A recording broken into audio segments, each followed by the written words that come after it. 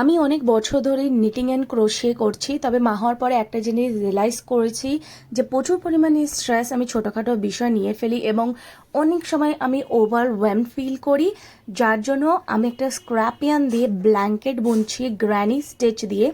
এই স্টিচটা খুবই easy, cinema দেখতে দেখতে বা পডকাস্ট শুনতে শুনতে বা বাচ্চা যদি খেলে পাশে বসে ওটা ইজিলি বোনা যাবে।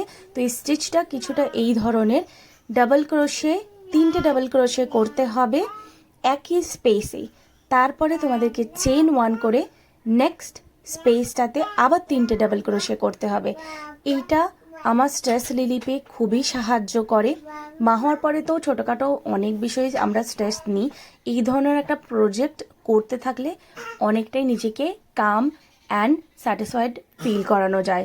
তবে এই হচ্ছে আমার স্ক্র্যাপ ইয়ার্ন দিয়ে বানানো ব্ল্যাঙ্কেট প্রজেক্ট, যেটা তোমাদেরকে পরবর্তীকালে যখন ফিনিশ করব তখন আপডেট দেব।